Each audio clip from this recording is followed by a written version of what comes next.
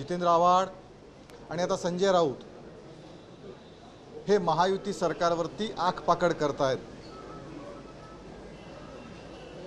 हे फतवे मागे घ्या, महाराष्ट्राला नपुसक करण्याचा प्रयत्न सुरू आहे का, अशा प्रकारचे प्रश्न आता विचारले जात आहेत।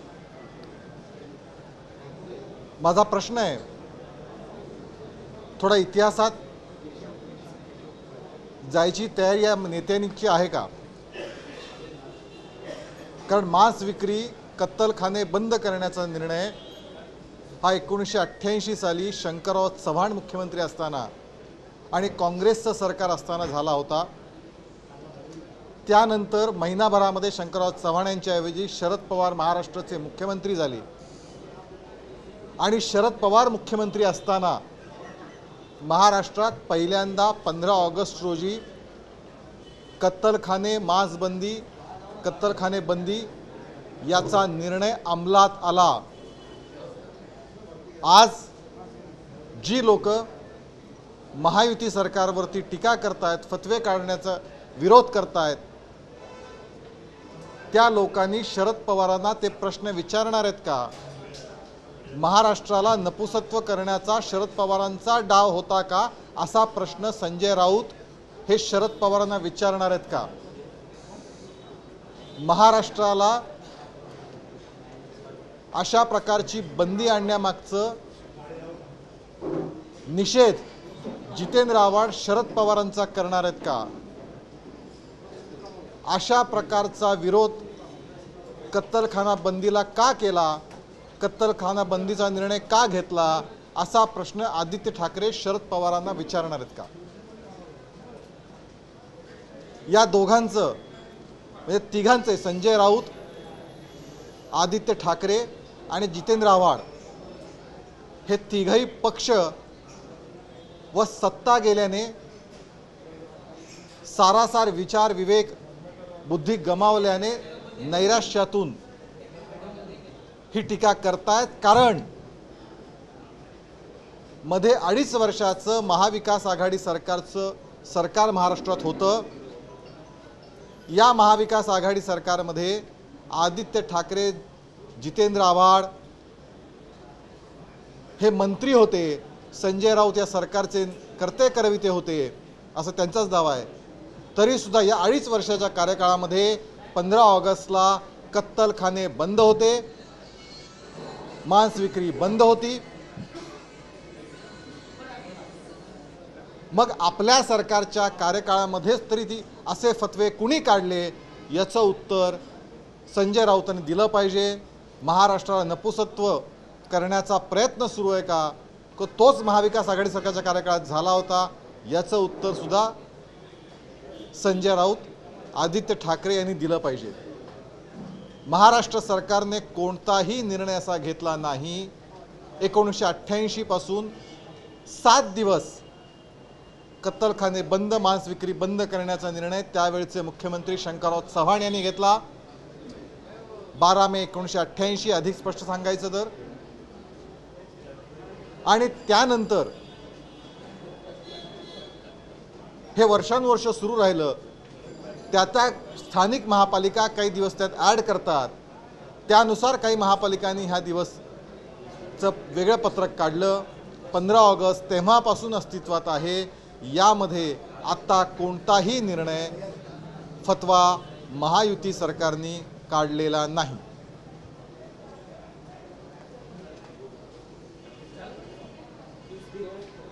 काल उद्धव ठाकरे आणि काकोडकर बद्दल काय बोलले की अनेक काकोडकरांची समिती होती आणि पर्यावरण प्रेम आता त्यांच्याकडून आम्ही शिकायचं का, म्हणजे काय ते बोलले त्यावर काय?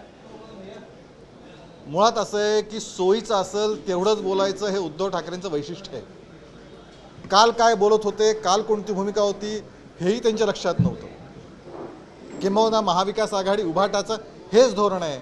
यांना विस्मरणाचा रोग जडला नाही, तर सोयीचं बोलण्याचं, स्वार्थाचा बोलण्याचा आजार जडलाय। आपण हिंदीच्या विषयात बघितलं, हिंदीच्या विषयात सुद्धा याच उद्धव ठाकरे सरकारची समितीचा निर्णय होता, तोच नंतर त्यांनी नाकारला स्वतः सत्तेतनं गेल्यानंतर। तेच नेमकं पर्यावरणाच्या बाबतीतही होतंय। आत्ता सुद्धा निर्णय महाविकास आघाडी सरकारच्या काळात कत्तलखाने बंद होते, त्याबद्दल बोलत नाही, त्याबद्दल निषेध कोणाचा करत नाहीत. आणि आता ते निषेध करायला चाललेत. सोयीचं बोलायचं, स्वार्थाचं बोलायचं हे उद्धव ठाकरे गटाचं वैशिष्ट्य आहे.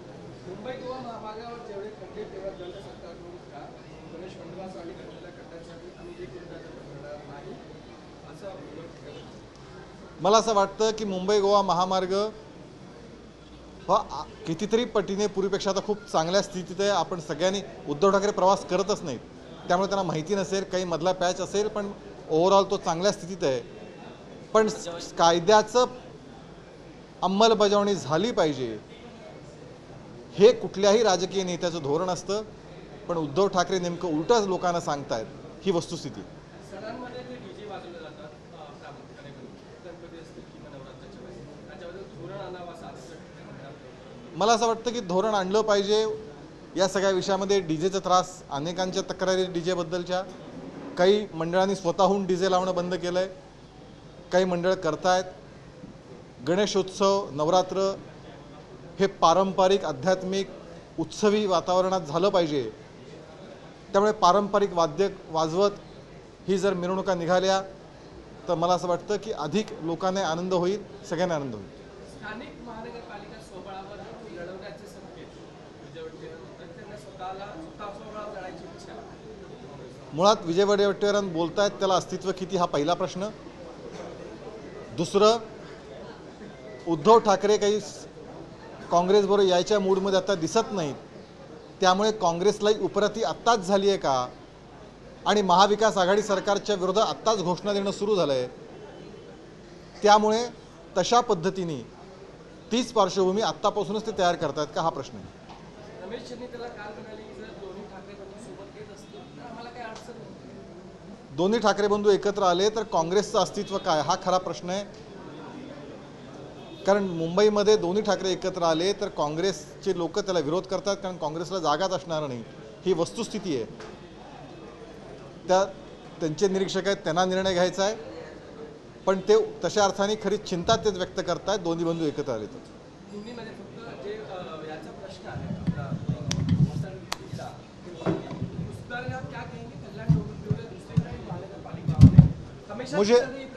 मुझे लगता है जो मांस बिक्री बंदी का जो निर्णय है 15 अगस्त के दिन, उस मुद्दों पे इस महायुति सरकार को बहुत सारे टीका टिप्पणी की जा रही है, क्रिटिसाइज किया जा रहा है. लेकिन मेरा सवाल है, क्या आदित्य ठाकरे, जितेंद्र आव्हाड और संजय राउत शरद पवार जी का निषेध इस मामले के लिए करेंगे? क्योंकि 1988 में पहली बार 7 दिन तय हुए थे जिस दिन मांस बिक्री या कत्तलखाना नहीं शुरू रहेंगे, बंद रहेंगे. उसमें से एक दिन 15 अगस्त का था. तब शंकरराव चौहान मुख्यमंत्री थे 12 मई 1988. उसके एक महीने बाद शरद पवार मुख्यमंत्री बने और शरद पवार जब मुख्यमंत्री थे तब पहली बार ये बैन का इम्प्लीमेंटेशन, मांस बिक्री बंदी का निर्णय की अंमलबजावनी पहली बार 1988 में शरद पवार जी मुख्यमंत्री थे तब किया गया था. और तब से ये शुरू है, जबकि महाविकास आघाड़ी सरकार था जिसमें आदित्य ठाकरे, जितेंद्र आव्हाड मंत्री थे, संजय राउत तो सब सरकार में बहुत सारे उनका लीड था सरकार बनाने में. ये तीनों थे. तब भी महाविकास आघाड़ी सरकार के दिनों में भी, वो 2.5 साल में भी 15 अगस्त को ये बैन रहा था, कत्तलखाने बंद रह चुके थे. तो क्या वो खुद का निषेध करेंगे, शरद पवार जी का निषेध करेंगे, उनको अपोज करेंगे, ये हमारा सवाल है.